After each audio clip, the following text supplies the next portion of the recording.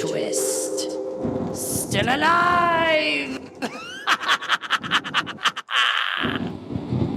What's up, everybody? Welcome back to Plot Twist Still Alive. This is your hostess with the mostest, chaos coordinator, and three-time cancer survivor, Crystal with a K. That's right. Get it right. Don't forget the K. I am here again with episode 8, Bloodbound. And I'm so grateful you guys are back. I have an incredible guest today. She is wild, crazier than me, which that's saying a lot. She's hilarious, super, super funny. And I've known her quite a while. Everybody say hello to Rachel. Say hi, Rachel. Hi. Oh my gosh. I'm so glad to have you. You're actually one of the first people to reach out to me and be like, hey, if you need guests, I got you. I'll talk about my trauma. I was. Yeah. Yes. And that's super exciting because not a lot of people don't. They just want to shove that shit in a box. And you said, no. I'll show you mine if you show me yours, basically. Yeah. Got a banner. Let's fly it. Hell yeah. Usually I start off the episode with either like a fuck it list situation or a killer kindness moment. And since we just dropped our second fuck it list zone episode, I wanted to go ahead and talk about a mini little fuck it list that I just checked off last night, actually. A fuck it list is something maybe unplanned in life. A lot of times it's like the crazy wild shit, like when you go on a trip or something that you do not expect to happen, and then you get into some shenanigans and you're like, oh my gosh, I just rode in a limo with some drug cartel or something crazy like that. But this situation was not nearly that wild, but it was something I never really cared about doing. But then I was like, you know what? It's here. It's free. Let's go. So I went with my husband to his holiday party, and we're walking through, and it's this nice hotel, and they're passing out hors d'oeuvres and shit. And there was people sitting there just ready to draw your caricature. And I've always like, as a kid, was like, oh, those are cool. I should do that one day. And never did. And I was like, oh my God, I have to do it because it's like, everyone does this, right? So I went and sat down with my husband, and they did a great job. Like, they drew us on the little caricature thing. They made me look smoking hot, and they made my neck like extra thin without any like double chin. I even said it to the guy drawing. I was like, oh my God, you made my neck look so thin. And he goes, it's a Christmas miracle. Like, thanks, guy. He fucking knew. He knew that he made it look good. But that's my random tiny little fuck it list. People are like, that's nothing. I mean, they're right. But I count everything. You know, You're a survivor as well. Everything that I get to experience in life, no matter how small or big, even if it's bad or fucked up, I still check it off the list. So you've also checked off cancer off I the have. list. Yeah, lucky us. Yay. But because of that, you also jumped out of a plane. Right. I joined the Pink Warriors for a Pink Sky Boogie and jumped out of a plane. It was in fact, now I know the person that I was attached to. So I've met him, and the guy I'm dating now jumps out there. So What? yeah, Small world. it is small world. You could basically say you're a skydive master at this point. Of course. Now, I had an experience that I absolutely fucking hated, and I will never do it again. Did you like it or hate it? Oh, I love it. So you've done I it love since? I paid for another jump, and I haven't taken that yet, but Okay. I will be taking that. Did you do the $99 one that they had? Absolutely. Yes. That was true. We took it the same day, 2 in a row. I was like, Oh. you're fucking crazy. He's like, this is a screaming deal. Of course I want to jump out of a plane again. He's like, do you Yeah. want one? I was like, no, I'm good. I'll stay here on the ground now. Anyway, I guess let's get into it. Obviously, if you're new to Plot Twist Still Alive, you don't realize that we talk about a lot of really heavy, hard shit, and this is not going to be any different. And we also use a lot of dark humor because if we're not laughing, we're fucking crying. So I do want to put this out as a trigger warning. We will be talking about abuse, mental and physical, as well as mental health issues. And so if this is something that you feel like you're not ready to listen to, please don't feel obligated. Turn around like in the scary movies. But if you have experienced something like this and you're wanting to have a space that you maybe feel understood or seen or can relate to, please continue to listen. For the sake of this, I want to make it very clear. This is not about the abuser. This is about the person that survived it. This is Rachel's story. And so we will still be using a pseudonym basically. So for the sake of this episode, we're going to call your brother Simon. Okay. So you're going to talk about something that I think a lot of people are affected by. I think even more people, especially from our generation, are taught to kind of keep these things quiet because you don't want to upset your family. I think that talking about it is huge because if you don't, you're never going to deal with it. We're going to talk about abuse, physical and mental abuse within your actual core family. So we're talking like brothers, sisters, mom, dad, like that core initial family that you're raised in. So I think the best place to start is probably, what your childhood looked like and kind of where it all started. I had my mother and father were married, 2 older brothers, and myself. Both parents worked. And so we were home, just the kids a lot, just us, no parents. We moved to Texas in 82, I believe. So I was 5. But I remember very young, very, very young, feeling scared or like just not wanting to be around a sibling. What was the age range and like who was oldest, who was youngest? So I was the youngest. Okay. And then the middle child, Simon, he was 5 years older than me. And then the oldest is 13 years older than me. And brother as well. Also brother. Okay, so I'm 2 boys. I'm the only girl. Gotcha. Yes. Okay. So you were 5 and you remember already feeling very like afraid to be home alone. And we were like, what is it called? Latchkey kids? Right. My best friend tried to use that in the first episode and she fucked it all up. She's like, lock and key. I'm like, I don't think that's it. But we were kind of the older siblings watched you. And it didn't matter if they were a boy and a girl or whatever. Like your parents went to work. There were no fucking cell phones and they just left you. Right. Bye. See you at 5 or 6 p.m. and stay outside till it's dark and then come back when the lights come on kind of thing. What were some of the first things that you remember that you felt kind of made you feel afraid or made you feel uneasy about staying with him? Right. I remember one of the first times I think he was giving a piggyback ride or something. And then he threw me off for no reason. So that was a broken arm. What? So that was immediately a broken broke your arm? Just like y'all were just playing and nothing was wrong? Right. Like we weren't fighting. Like there wasn't anything going on. He just threw and me he off was his like back. 10-ish and you were 5. Right. Were y'all home alone at that time? I can't remember that part of it. I just remember either being told or thinking, oh, I must have done something when I was on his back or something. I don't really I don't remember what transpired from there. But I just remember having that broken arm. And then there was a cornfield behind our house and he chased me through the cornfield. And now looking back on it, I'm like, I don't think he was playing. Yeah, so it kind of like when you're a kid, something that might have seemed innocent, like horse playing, and oops, you had your arm broken. When you became older and started seeing more of him, and this personality did not change. It was like he never grew out of that mean little kid. Right. Okay, wow. So how were your parents handling like these random little injuries or things? It was, oh, you must have teased him. You must have, So you were getting kind of gaslit to believe that you did something to deserve. Right.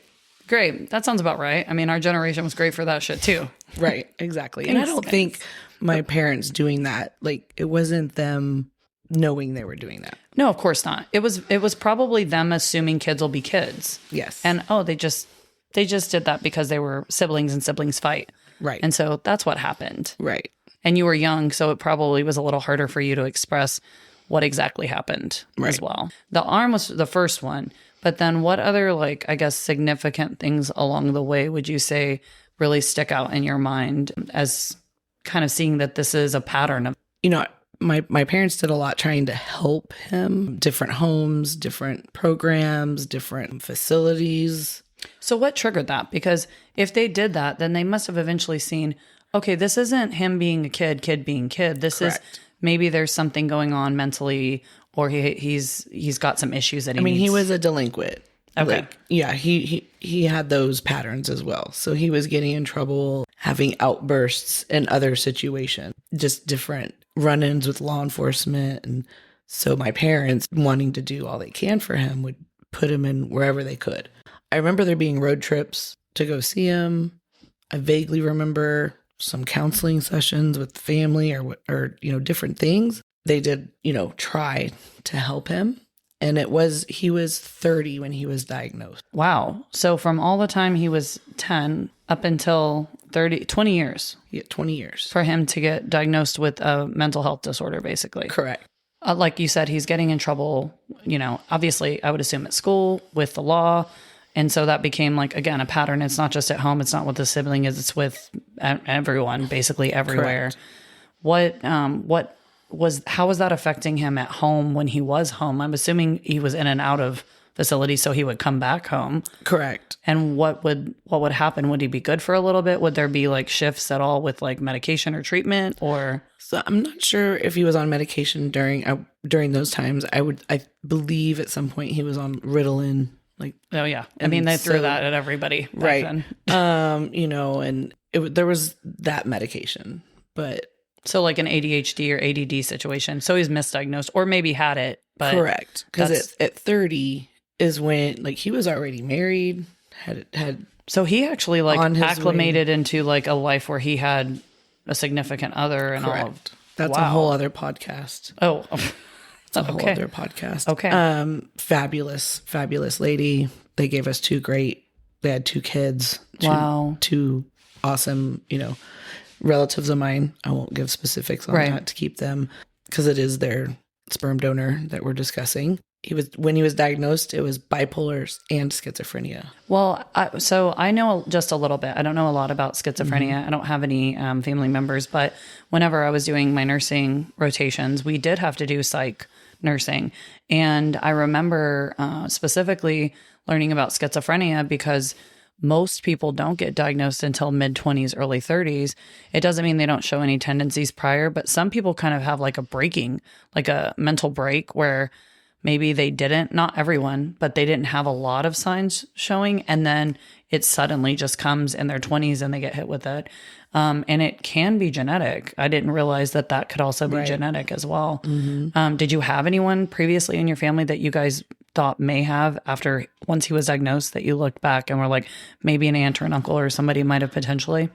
Quite possibly. We know a little bit about our family history, not a whole lot. Well, and back then mental health was, it wasn't a thing. You didn't talk about anything, let alone do a fucking podcast about it. So right.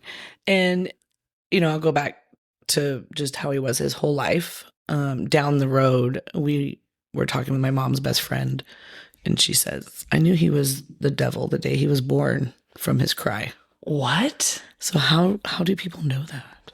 I don't know. And to say that about a baby, which is like the little innocent thing, that's wild and really creepy foreshadowing for the horror movie that ended up your life with him for a little bit, and other people's evidently. That's nuts. Right. I don't know. Maybe she had like a sixth sense about those things. Yeah. And let's be clear, there are plenty of people that are diagnosed with a mental health disorder. Absolutely. And they are not evil. It isn't something they chose, and he didn't either. Correct. But the big key is once you are diagnosed, you getting help, staying on your treatment, seeking counseling, therapy, all of the things, like being able to do that and really try to take some management over it, and it's not a simple task. It's not something that's just like, here, go fix it. You know, You're fine. It's not always, we all know healthcare is not the best for every single person. So even getting into a psychiatrist is not easy, but it can be done. And again, we're not villainizing people that have that. I do believe there are just bad people out there too. And it may not even have to do with that. That's just more of their excuse for why they're shitty. Like, oh, I'm shitty as a person, but I'm just also going to use this to validate me being shitty because I know I have this to lean on. Correct. So that's my 2 cents. Again, I'm not a doctor. I just play one on a podcast. Stayed at a Holiday Inn Express. I did.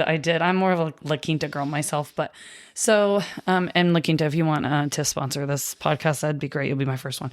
So anyway, going back to you being a kid though, like what were some other things as you guys grew up, as it continued, that personally you feel like you went through or watched your parents go through or watched your other sibling go through? Like, what are some of those things that you maybe saw that you feel comfortable like sharing? Yeah. I mean, I know both of my grandparents had passed away and they lived in Ohio. And so neither time we went to the funeral because we couldn't take everybody, because we were I remember hearing my parents worried about how Simon was going to act, and do we want to take the whole family across the country? And I don't remember if he was the only one that went with one of my parents.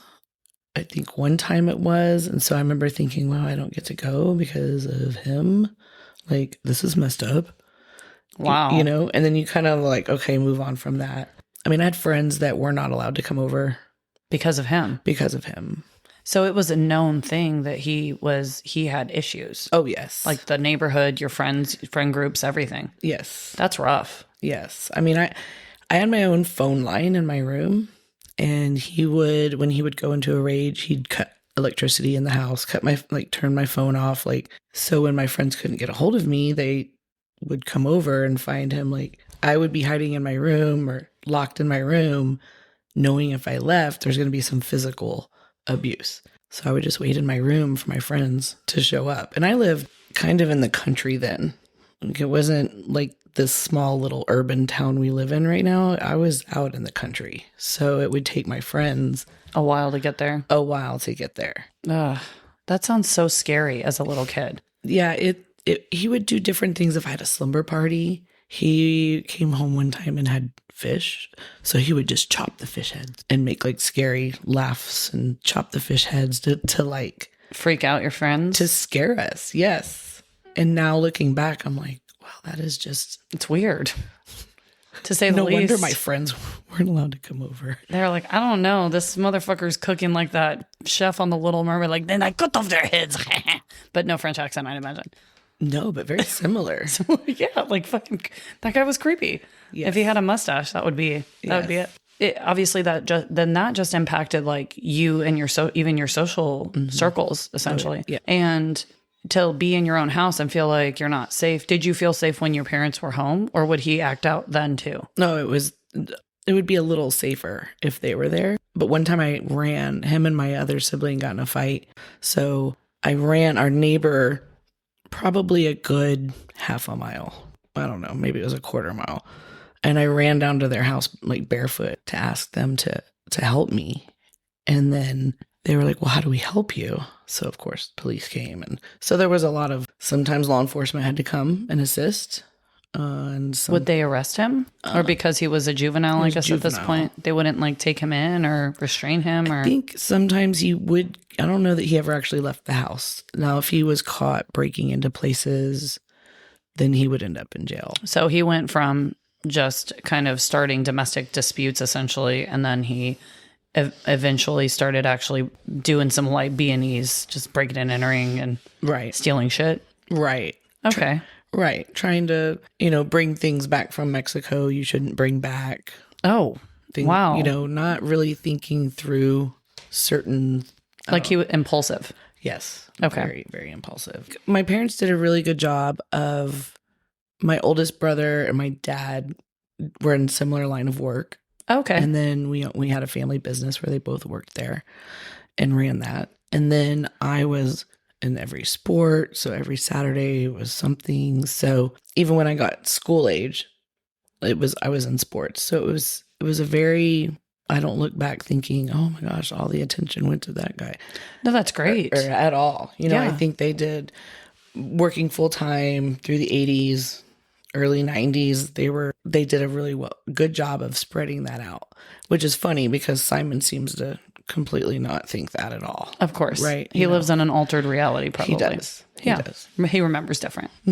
Yeah. I commend your parents on that then, because that couldn't have been easy for them. Right. To be able to kind of keep a balance between that and not allow one kid to kind of overtake. And again, it's not always intentional when parents do that, but it can happen, and you see it more often than not happen because it's still their kid. Like, even if a child is horrible or has problems or is abusive to the other kids, they're your child. And like, speaking from a parent perspective, I can honestly say, no matter what my kids do, I will always love them.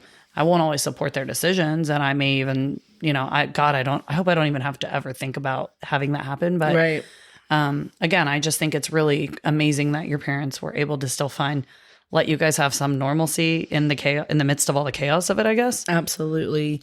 Even into his adulthood, both my parents continued to really try to support him, had him a good home, things like that.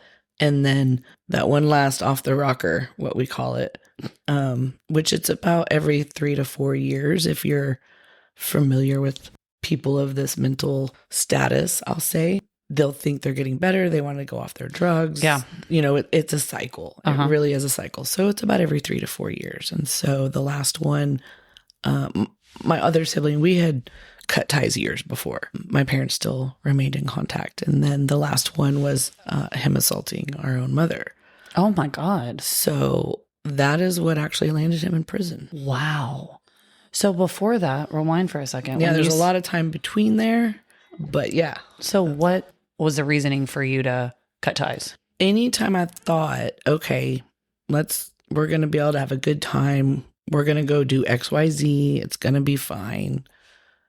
Something would always go awry. And then you find yourself in a public setting where no one else is going to know that this person is, mentally not right. And I didn't want to get a record for having to physically restrain or fend off a sibling in a different area. Yeah, in public. So I have a criminal justice degree, and I had a profession not in law enforcement, but I did work very closely with law enforcement, and so I couldn't have that being happen. A risk. Right. And just generally understanding, like, he's going to take this too far someday.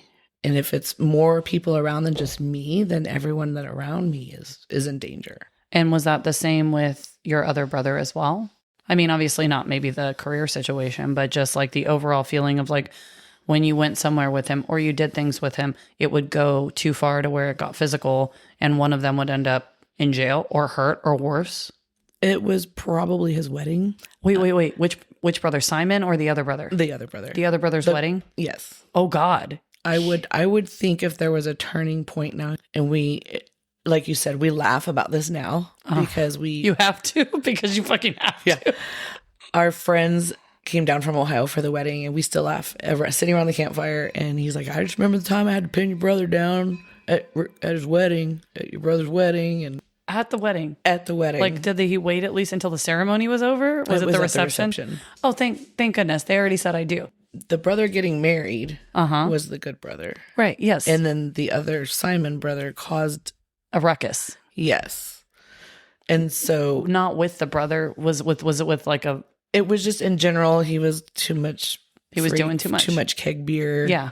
Yeah. And somebody, like one of the guests stepped in. So one of y'all's friends. Yes. And pinned him down at this reception. Yes. Oh my gosh. Yes. Oh my gosh. That's so, so how did that end? Did they like get him out of the wedding? Like, did they get him out of there, or did y'all have to call the cops, or did he leave on his own accord? What happened? I don't know if because at the time he might have had a girlfriend. They might have left together. Okay. She did, when they married, she was oh, bless her heart. She did so much for him.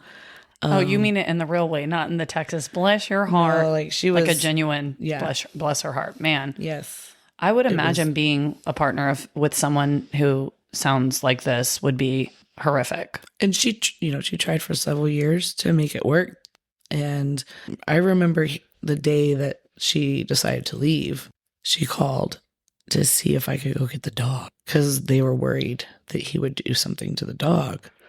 That is crazy that people like you actually have a concern to where it's like, I can't leave this person alone. I also can't take them because they'll do this. I can't leave them around animals that nobody wants to hurt.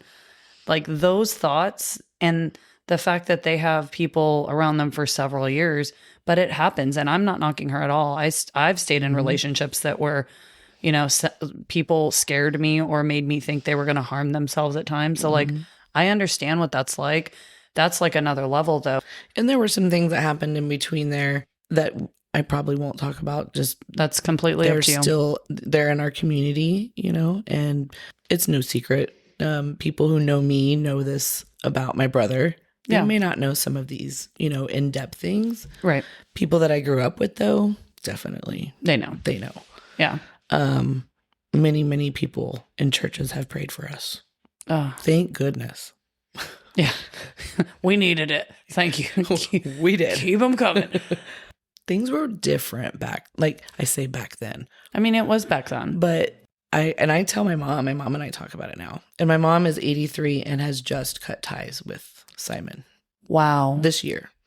He's been in prison over 10, 12 years, and she's been writing him, sending him money because it's her son. Yeah. And she just cut ties with him because things got so scary for her in letters and phone calls. So I do want to shout out to our local law enforcement because where TDCJ could not assist me, Our What local, is TD's? Texas Department of Criminal Justice. Uh-huh. You have to write everyone to ask for certain things to make things stop. Letters, calls. Oh, from like the prisons. So I did contact our DA's office when he was about to be paroled, when he shouldn't have been. And so kudos to our detectives that worked with me to revoke that potential parole. Well, that's a great thing to know for other people. Yes. And not just in relation to like, you know, a sibling, but if there are things happening, you feel so helpless. And even like restraining orders and things, like a lot of times you look at it and it's just a fucking piece of paper. That's all it is. People have to do things. But once they're in prison, if they're about to get parole and they're doing things that violate, showing that they're going to come out and cause problems or harm somebody again, then you have a way to do that. So you're saying that you can call the DA's office, I would imagine, in whatever community that you live in? Or what? Can you just because I like to educate people on this type of thing. When he was sentenced to prison, he was already on a parole probation. So the crime he committed was an automatic prison time with no chance of parole. So we will go back to that because I'm just interested how that played out. But so he was already, whenever he assaulted your mother, or correct, right? Okay. He went to prison, and what was his sentencing like for that then? It's like a 3-strike type of thing. Is that what happened? When you're part of the plea deal from the previous incident. Oh, it's like if you do this, you go for like you're going to prison. He took a plea deal on a previous incident that put him on probation, but he had to stay out of trouble for 10 years. Okay. We all knew that wasn't going to happen. Remember the cycle? The 4 years. He had 4 max. And it wasn't even 4 max. I think it was 2.5. Okay. Yes. So when I did see that he was going to get parole, I started calling people left and right. You know, he shouldn't be getting parole. And then the detectives here also sent copies of the letters that I would send photos to. We made police reports on some threatening phone calls that came from the prison. So when you think about that, not only do we pull his parole possibly, right? So now he's going to be even angrier. Right. But now there were phone calls that he shouldn't have made that guards allowed him to make. What? And it's all on body cam. So they can hear the call, see the call. Well, some guards didn't document that phone call. They didn't document certain things. So now because of this, there were like guards, I would imagine, getting in trouble and people or making, his life in there a little harder. That's true. Wow. So all the shows we watch about a bit in prison are true. The guards would just be letting them do all kinds. No, I'm just kidding. That's a whole other podcast too. That is. I really need to get somebody. Well, my friend Sarah, if you want to hear a little bit about prison, I need to talk to her more about it. She was going to write a whole novel about jacking off. So but that's for another day. So if you haven't listened, go listen to our Friendsgiving episode. We won't touch that one here. It was. Thank you. I appreciate you listening. So just so you know, out there listening, if people are still threatening you and trying to harm you even from prison, there are steps to take. Yes. You can contact your DA. You can file a police report, basically, if you have evidence specifically. So don't feel like you're trapped or you're stuck in this. The best place for them is probably to stay there for as long as possible. So being afraid of them is understandable, but it can also kind of cripple people to where they're afraid to do any more. They can't damage or hurt you much if they're behind a cell. It's limited. It's funny that you mentioned that. One of the scary part is, who do they talk to when they're in there? Other prisoners? Other criminals. That's true. So, short story. A friend of a friend's son came out and he got out of jail and we were doing a bonfire, having some beer skis. And he says, "Oh, I didn't realize your name was Rachel." Because I go by a nickname at home. And I said, "Yeah." And he was like, "Oh, your sibling I met him in the county." I said, "Oh, how do you know it was my sibling?" Because he talked about how much he hated you. What? To other prisoners. And was he trying to do something? And asking, "Oh, if you know her, maybe you can help me and, do something to her on the outside." What? That is terrifying. So, but you can't think about that, right? You can. Now I'm sure you do all the time. Yeah, right when that parole was about to come up. Yeah. So how many people has he talked to in prison for all these years and gave them information? And he actually, I think he wrote the letter himself, but he had another prisoner write my mother as well. So let's rewind to that. Yeah. So you said he had committed a crime prior. He hits 30. Okay. We're like going everywhere. You and me scroll all the time, which is great because we can come back. So he was already married at this time. He finally gets a diagnosis. And how does that come about? Like to get a diagnosis for, you said bipolar and schizophrenia. Like what led to that? Was his wife kind of helping advocate for him to help him do that? Or was there a reason why he? I believe so. I'm not 100% sure. Okay. How they got to that. I was in college. Gotcha. And I remember my mom telling me, well, we've got a diagnosis. Now we know why. And at this point, I was already getting to where, okay, like I need to not socialize or be around him very much. Right. You were taking steps back. I was definitely taking steps back. And you're growing up and you're realizing that it doesn't matter if I'm related to you. If you hurt me in any way, I don't have to like you or be around you. I don't have to have you in my life just because we're related. If you get nothing else from this fucking podcast, I would like for you to rewind right there and listen to exactly what she just said. Just because somebody is blood does not give them a right to harm you physically or mentally, abuse you physically or mentally, or put you through hell. And you do not have to be, you can still love them, but you cannot also. That's totally fine too. I've had strangers at times treat me better than some of my family.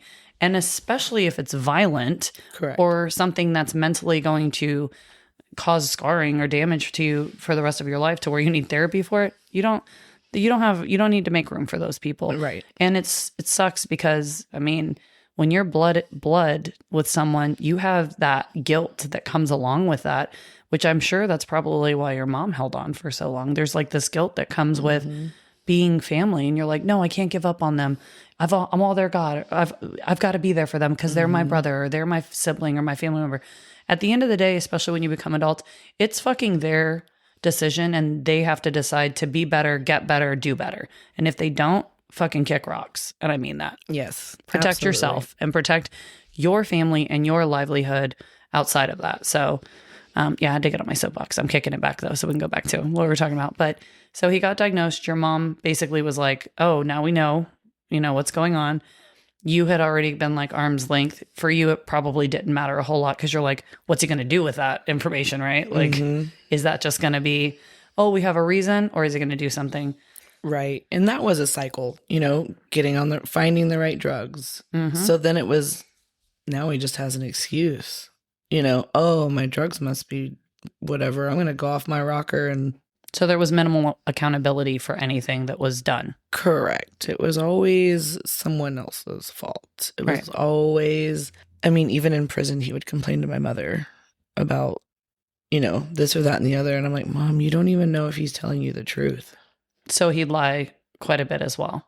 Right. My other brother and I let her, weren't in her business, let her write letters, get letters. And when she finally decided to cut ties, she told me to take all these letters out of this house. We got the prison system to take her address and phone number off of his availability to call or mail. So they can do that. They can strip that away from the prisoner. Yes. You almost have to be on their list for them to be able to write or call you. You can't. They have to have approval. Yes. That makes sense. Yeah. But she had probably given approval in the beginning. Okay. Correct. Yes. I began to read through some of the letters because I knew there was probably some information in there of him making threats that I would need for this parole process to make sure it didn't happen. So I did not make it through even probably 6 months of letters. They're too creepy. He feels he's a prophet and some other things. He's very grandiose, very religious. Very just sees the future type, but very disturbing. And I was like, you know what? I cut ties with him. Why am I letting him back in my head? Yeah, I don't need to read these letters. I don't need them. I can save them and give them to the detectives down the road, but. So I stopped reading those because I didn't need to allow him back in my head. Yeah, that's terrifying though, because he's living in an alternate world. I mean, whatever his mental health, like it's not there. So he's living, and especially if he's not medicated, he's just living in an alternate reality that he has And so in his world, that is all real. And, Correct. And he's writing what he believes to be real. Correct. Did your mom actually read every one of these? Yes. Oh my God. Which is also why, she had a little health scare. She was in the hospital and she was dreaming that he was coming to the hospital to hurt her. and then realizing, I think that's what made her realize, like, it's not just her when he gets out of prison. It's the family that's around her. There's our other family, his offspring that have a life, their own families. Like, they don't want him coming back. No. So thankfully my mom, made that choice, which I know was hard. It had to be. Very hard. Horrible. But she would rather have the rest of us around. You can't sacrifice everything and everyone for someone that won't save themselves and Correct. won't do what it takes to save themselves.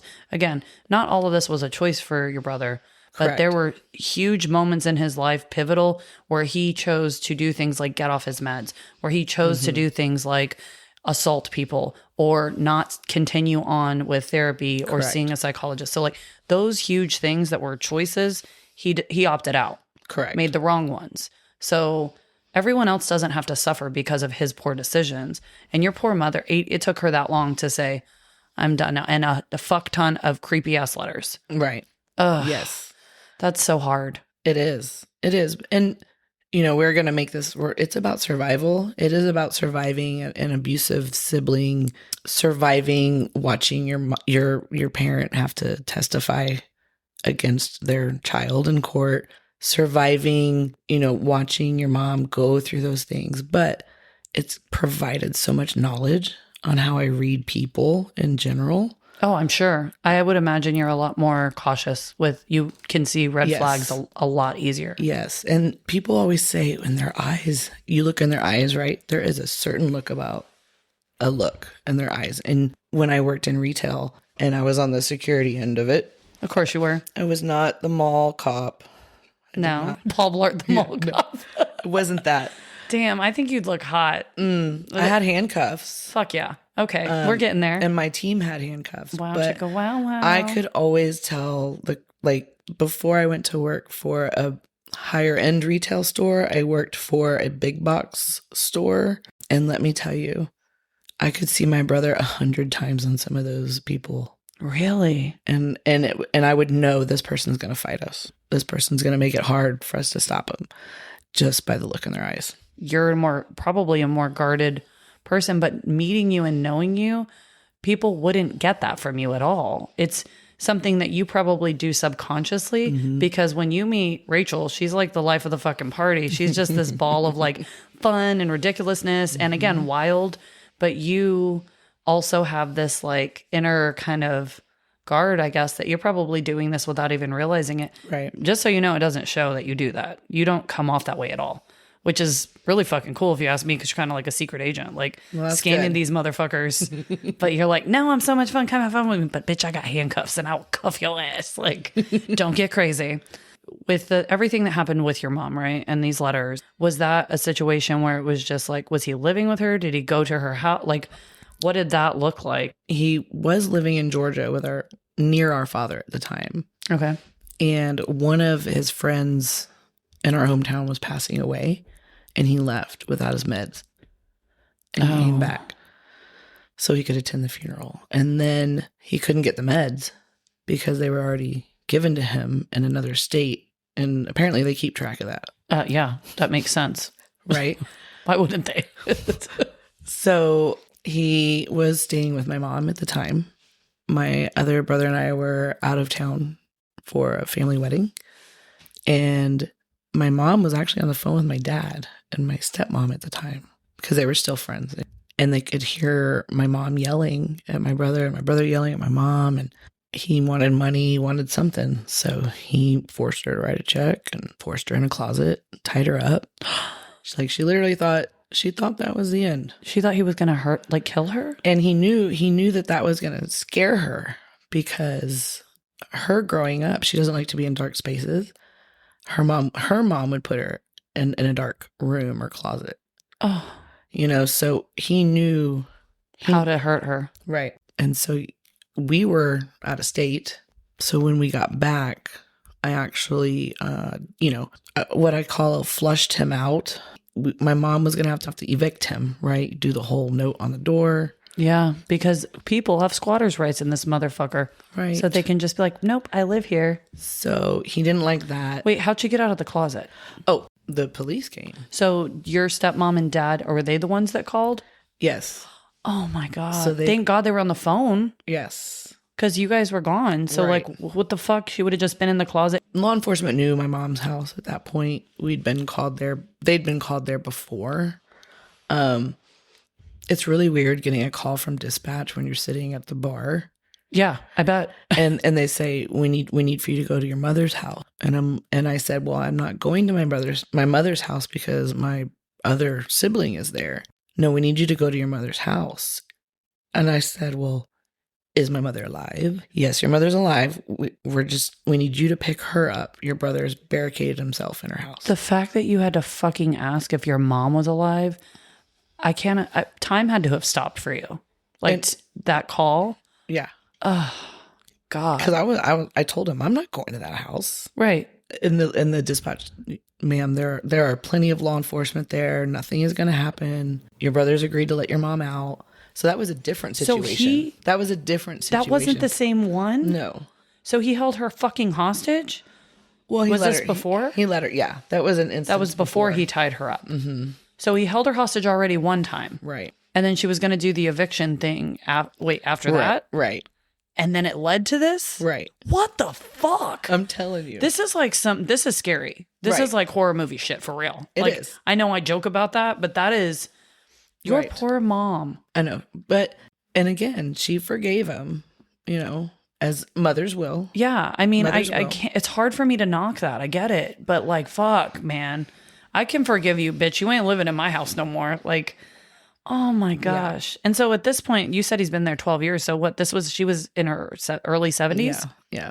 So still like elderly. Yeah. That's what made it a felony. That's it? Well. That's all? Not the actual kidnapping or fucking tying up a person in a closet? Well, it's a little bit more when they're over, what is it, 65? I think it's over 65. Yeah. I mean, that's when all your like I would say quote unquote benefits kick in. Because she was elderly, it did kick that into a felony.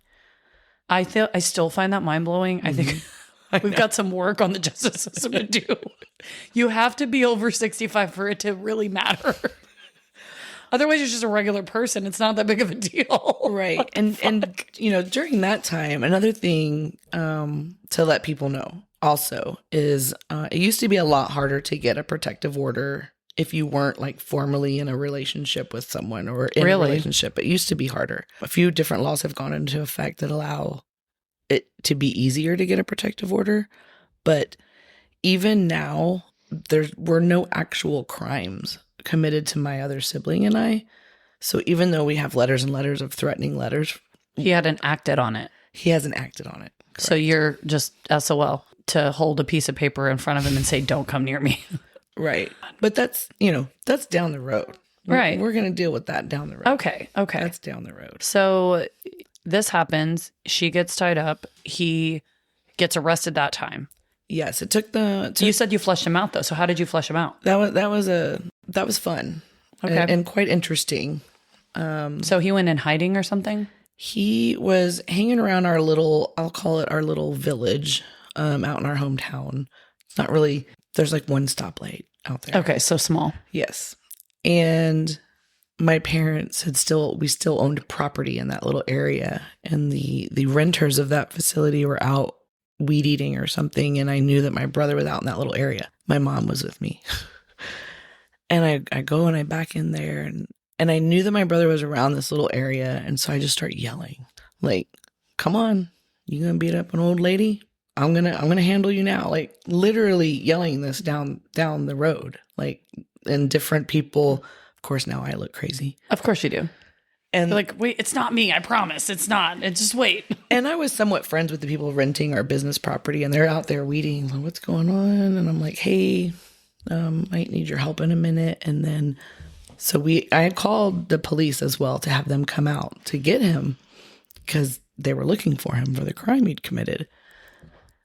And when they showed up, they told me you can't antagonize people like that. Okay. So I shut the gates to our property and locked it and let the officer know that he couldn't come in. And so I could yell whatever I wanted behind that gate.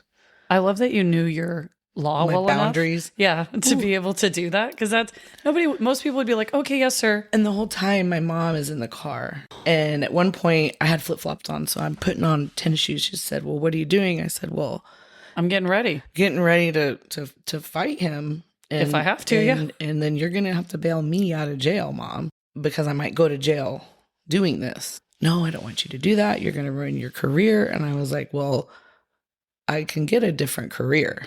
I'm drawing the line here, Mom. You're not, you fucking crossed the line when they tied you up and put you in absolutely not. Right.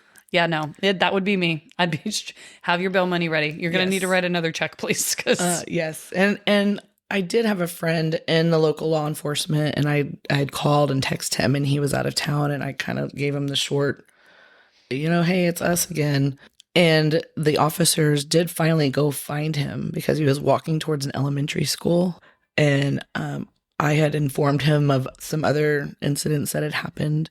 And so they went to talk to him, my brother, but he was so good at knowing how to handle these situations that the minute you say you're going to harm yourself, they don't take you to jail. No, they take you to the ER. Correct. Mm-hmm. And then you go to a mental institution for a 72-hour hold or something. Yes. So, but that would give us enough time for the DA to get the charges and all of that against my mother. So it actually worked in your favor. It did. I did not end up in jail. Hallelujah. Didn't have to change careers at that point. Good for you. You were ready. I was prepared for that. You were fucking ready. I was prepared. Adidas on, ready to roll. Can't fight in flip-flops. What the fuck is wrong with you? My little piggy's out. Everybody to step on. Hell no. And I, when I was yelling for him, and there's a little gas station, think small town. Yeah. We're in Texas. So like a small town in Texas, like literally much smaller than the town we live in. Yes. And they still exist. and I remember people looking at me, and I was even like, they think I'm the crazy one right now. And then I thought, oh, I am acting a little crazy. But it was like being the crazy to make sure that something happened. Yeah. Like not letting it just go. I think that you probably reached a breaking point. And you knew the difference is you were making a calculated decision. You knew that if you had to, you were willing to physically get into an altercation with this person so they could be held accountable. Correct. You didn't care. You cared about the consequences, but you chose to go, I'm going to probably fucking go to jail. I've had those moments in my life where I'm like, if this happens, this is how it's going to play out. Yes. And you decide to do it anyway. Yes. So who would have thought that a freaking unwell, shitty, abusive family member, their bird call happens to be their other family member, like taunting them essentially, like come and get some, kind of thing. That's how caca. Yeah, like when like come on, like let's go, like literally trying to call him out of the under the road gutters, the big culverts, like literally, like I'm yelling in there, like you piece of shit, come on. I was like, we can cuss on this, I forgot. Yeah, you piece of shit, like come on. And then as the first officer, and right when he said you can't be doing that, and I'm like, if I had a beer, I would have said, hold my beer and watch this. Watch me fucking do it. Don't come on my property. You don't have permission. You don't have a warrant. Okay, bye. So he got arrested. Yes. You guys got some time because he played the I'm crazy, I'll hurt myself game. He never got released from that point. So he still go to a mental institution? He did. But then the police went and got him? They kept him. Fuck yeah. In the meantime, there was a lot that happened. Like he called my place of employment and left a really wild voicemail about me and allegations of what I do on my time off. And oh my God. Just very horrible. And we joked earlier because we gave him a different name, right? Right. And I told you he usually chose a different like ethnicity to pretend that he was. So he'd like do accents? No, he didn't have an accent. He would just call and say he was, Enrique. Yeah, but no accent or R rolling. Oh, He didn't even try to sell it. No. And luckily that place of business traced the call and it came back to my brother. So he was kind of just digging the hole for y'all. I mean, he was literally handing you Yes. pivotal information that was going to hopefully help. It sounds like fucking surprise. No spoiler alert, but he ended up in prison. So, and luckily I had shared a lot with my division that I worked in about what was happening with my brother, and even using some of it as an example of how to react to people. They really just called to see if I was okay. Wow. And if I needed any assistance finding legal help. Like they were very concerned. Whether you have a victim mentality or not, that doesn't change the fact that you and your mother and your family have been victims of somebody who's abusive. A lot of victims will just keep it to themselves. And in most situations, your silence actually enables them to continue perpetrating abuse. And so I love that you felt comfortable enough in your place of work because you had nothing to be ashamed of. Correct. And that's the problem too, is some people feel like if they're abused, it's their fault, or they don't want to upset or make the other person that they love look bad, so they don't talk about it. Correct. But again, the only person that should have shame is the abuser, not the people that were victimized by it. And again, I use the term victim loosely because you don't have to have a victim's mentality for someone to acknowledge you've been a victim. Even when you are, a lot of times because of, I would imagine you're similar to me, like just because it's happened, you're like, oh, I'm not a victim. But then there's traumas that have occurred and you're like, why am I dealing with it like this? It's because you underwent something really extreme and you're allowed to feel like that. Right. But you don't have to stay there, Right. is the thing. So I have a lot of respect for you for being able to like be open with that at work, because that's a risk and that's a scary thing to tell people. But good for you, because it fucking, the minute that he started acting like he does, which you knew was a pattern, it kind of saved your ass too, because had it been you never spoke about it and you always acted like everything was fine and weren't a real fucking person like most of us are. I love that. And I love that they supported you in that. Yes. So that's amazing. That day they let me listen to the call as well. Oh God. I'm sure you loved that. It was unreal. It was unreal to think that he thought that he would be taken seriously. That people were just going to believe him, hook, line, and sinker. Julio. Yeah. Escargot. Yes. Called it. Yes. Fuck. Yes. Oh my gosh. So that, and I made a police report on that. If you're in a situation, there's another thing. You can make police reports out of informational, just an informational police report. And if you're scared, you need to keep a diary of what's happening. A personal log. Yes. Okay. That is your documentation. And dated. Yes. And that you made the police report on this date. Correct. And then you have to follow up. You have to find out when it's assigned to whatever it's going to be assigned to, an investigator, and you have to keep calling that investigator and make it a priority for them to make you a priority. And that's, I think, where a lot of people lose the battle in trying to prove this, because for people that have, and again, there's different, obviously, degrees, for people that have been physically harmed by somebody that they love or constantly living in fear, that's a really big fucking burden to take on, to have to hound someone just so that you can feel safe. When you're like, fuck, it's almost like the absolute opposite. You're like running into the fire, kind of like, now I'm going to do something that I know is going to upset this person that's already hurting me, like you were just talking about earlier. That's so scary to have to do. But you're right. That's how it works. And it's unfortunate, but we have to live in the world that we live in, right? This is unfortunately kind of how the justice system has some incredible aspects to it. It's not perfect. And one of the things that I find that is rough is that the victim has to advocate for themselves over and over for it to be a big deal. But if that's what it takes to keep you safe, then do that. And like you said, documentation is huge in that too. Yes. But like what you guys had to happen was an accumulation of all this, right? It was, you still have to go through the process. He got to choose, a jury trial or just a judge trial. Like, which one did he choose? Jury. Of course. It's just also shows he's not the smartest. How many women do you think were on our jury? Oh, if you're a lawyer, did a good job. A lot. Most. Yes. Wow. And the men that were on the jury, I don't know anything about them. I just know that they probably look like they were not going to put up with it. You know, they also took the route that my mother gave him money and checks and let him borrow the car all the time. And so this was just another case of him borrowing money and taking the car. And you don't have to tie your mom up and put her in a closet to do that. None of those things. None of those things. Or, she's allowed to just say no and you fucking take that and move on with your life. Right. So it was a lot for my mom, but she did testify. And here's another little tidbit.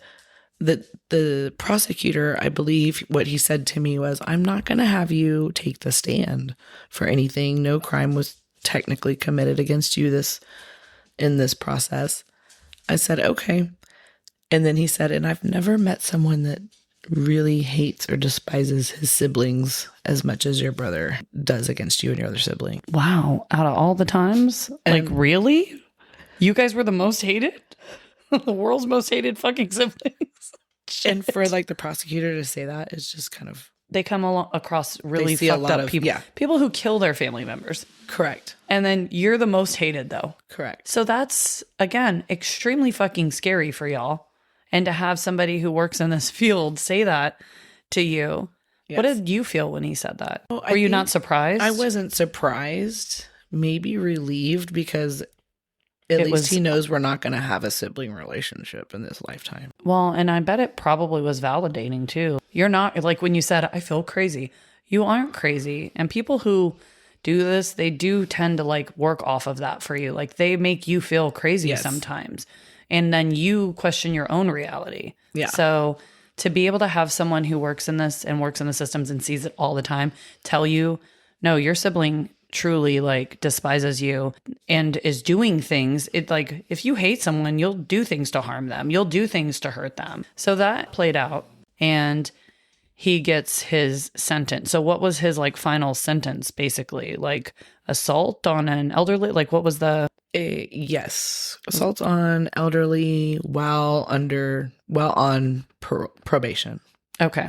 And that came with how many years? I think it was 15. And they can parole in 10? And it was supposed to be no parole. No parole? No parole because he committed that crime. Right. Yeah. Okay. That's why I was throwing a big fit whenever I saw and our other family members got notification that he was going to be released. So they do have to notify you. When you say other family members, who's required? Who are they required to tell or who was informed? So when you're a victim, you register for the victim's notification process with TDCJ. And we hadn't registered. A few of our other family members had. My other sibling and I had not because he wasn't supposed to get parole. Right. So why would we need notified? Well, we are on there now. I don't blame you, as you should have been the whole time. Right. We're on there now. And now when I pull him up, it does say no parole. They'll let him go through a parole process, but he's not going to get parole till he's done being there. So how long is that? Do you know? 2 years. Only 2 more years. Yes. And now what's going on with the letter situation and all that? Is any of this new charges or? It goes in his file. So hopefully whenever he is released, then that helps us get our protective orders. Okay. That's really all that's going to do. It's not so it basically just allows you to have a restraining order against him? Right. And he, in theory, should not be allowed to live in this county. Okay. And you guys all live in one county, basically? For the most part. Okay. But again, that's in theory. Theoretically, of course. He'd be able to visit. So what's to say? Yeah, he can come into it. Yes, there's not going to be the cops rain bubble. Waiting at the. It's not going to be like a rain bubble. Yeah. Just me. You're not. Hey, nope. You're not supposed to go in there. Don't do that. And who knows what that'll be like. How is your mom handling all of this now, especially since she's cut him off for the last year? So someone allowed him to call her once again. Yes, please. TDCJ, continue to do your jobs. And stop allowing the victims to be victimized. If you happen to work at a prison, please stop letting the prisoners call without, by the way, everything's on camera nowadays. So they're going to find out and you're probably going to get in trouble. So please just don't do it.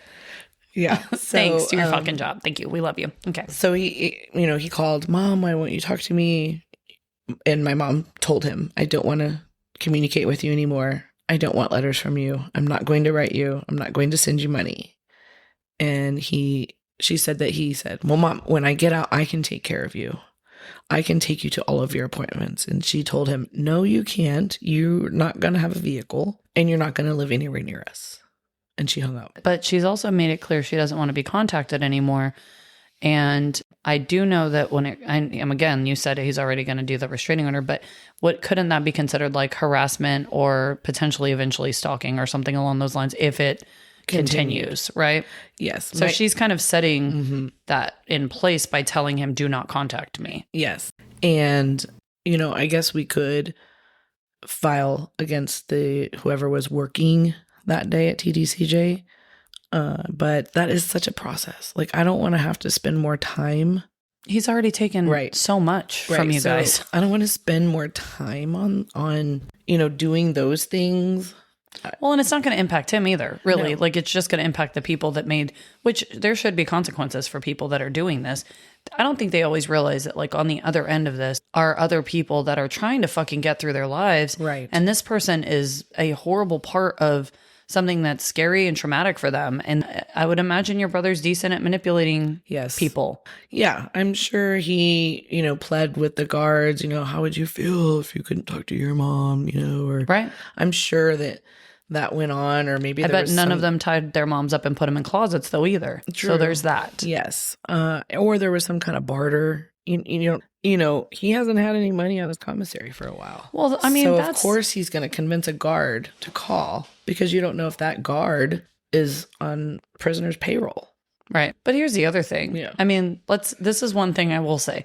And you see it on fucking shows and shit. Like, I used to watch like Oz and like different like prison shows. Mm-hmm. And yes, you're right. They can have people inside try and like get to you, and they can bribe guards and shit. But he's kind of cut off all of his resources. So I would imagine this fucking dude doesn't have money or anything really to give other people to do any of these things anyway. So hopefully if one of the prisons they pay with other means of like sexual favors. Correct. And things like that. It's also, I'm open. If you're gay, that's totally cool. Right. And in prison, it's not counted as, correct. It's just what you got.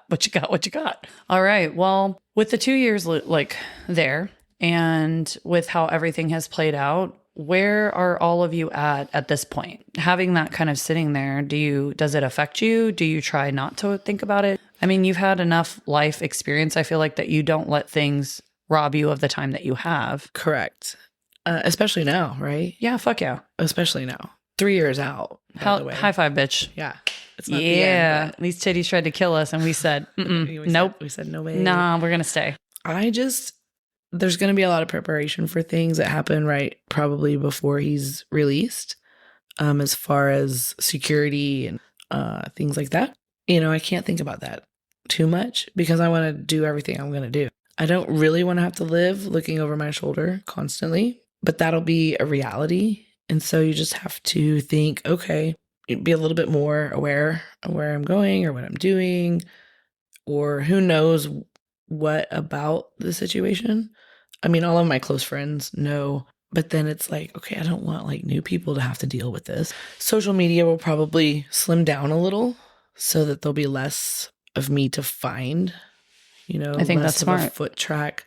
Luckily, the person that owned this house before me had it blurred on Google. So perfect. So my house is blurred on Google. You the real MVP, previous owner. Yeah. That doesn't really mean anything. You can see the houses right next to my house, but it's true. I mean, I don't even know what good people think it does. But yeah, I think it's just right now we're just living, and we're gonna live every day. And when that time comes that he is released, then we'll have to make some different adjustments to what we do or what we share or things like that, because there's much younger people. There's children now not involved with him, but that are part of who we have to keep safe. The circle. Yeah. And there's, my siblings, my family, my immediate family as well to keep safe. So I just think it could be worse. And I know people are like, what do you mean it could be worse? Your brother could get out, and he has made it very clear, wants to hurt you or whatever. But people live with that every day. Yeah. Or, you know what? It could be worse. We don't live in a place that we have to worry about like bombs being dropped, or we live in a pretty nice place, right? So it could be worse. A place where you have the freedom as a woman to speak on a podcast about some fucked up shit that happened and not be stoned to death. No, and I think there's room for both. You're allowed to know that what you went through and endured and your family have endured is a really fucking hard, heavy thing. And also look at life and be like, all right, you know what? I could sit in that and, like I said, have a victim mentality, which is okay. But again, I think this goes back to like being a survivor, seeing some shit. I don't want to be like cancer changes your life, but it really can. And you already lived like vivaciously, but it definitely lets you know and makes you hyper aware of the clock ticking over your head. Yes. And you're not going to waste any fucking time. And it's okay to be scared, but you're not going to live there either. So yes, this shit was fucked up. It is fucked up. The circumstances is ever changing. And this isn't like something that you just move past because it's still there. But I love that you're not allowing it to be at the forefront of your life, nor should it be. Correct. So you keep that shit up, sister. Yeah. And I think that you guys have each other, and that's where your strength is, and that all of you know how this individual works. He has no idea how you guys actually are. He doesn't actually know you and what you guys are capable of and what kind of mama bear that you can be and all of these other people will be in order to make sure you're all safe. So I'm like blown away. I never knew. I mean, you had mentioned something at some point, like, my family has some shit. And I'm like, oh yeah, we all do. I get it. And then I was like, no, I don't get this one. This one, I don't. I can't. I mean, I relate to like having toxic family, but I don't relate to like that extreme of it where it was actually physical and harmful and scary. Like we're talking fucking felony only because they're over 65. Scary. Right. Yeah. I'm still stuck on that. That is nuts to me. But well, and I've had friends, I'll say that have been in difficult relationships, abusive relationships, and I have asked them before, like, you didn't slip on the kitchen floor and crack a rib. What's going on? And so it's helped me just kind of notice different injuries with people. So throughout my life, if I noticed a woman, I haven't ever seen any men being abused, but it happens. It does happen. I don't want to leave them out. But I've said things to them in private, like, do you need anything? Are you okay? At first, they're always the denial part. Right. No. I did fall. They like double down. Yes. But I was able to help women in positions and help them move on or help them get somewhere or help them connect them with what they did need.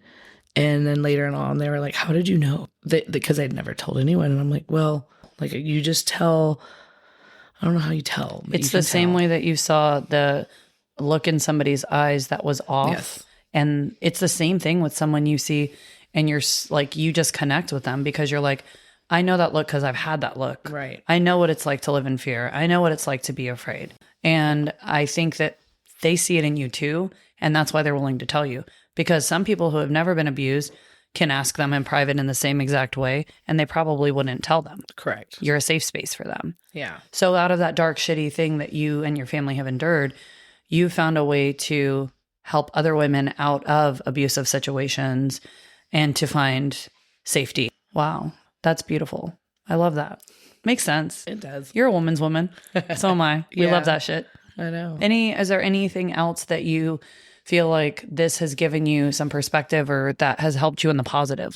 Just overcoming the obstacles of the justice system sometimes, understanding it. I mean, I have a criminal justice degree, but I read the penal codes 25 years ago. Yeah. It's been a hot minute. A little rusty. Yeah. Cobwebs and shit. But it's really just moving on. And it did help, when I was diagnosed with cancer.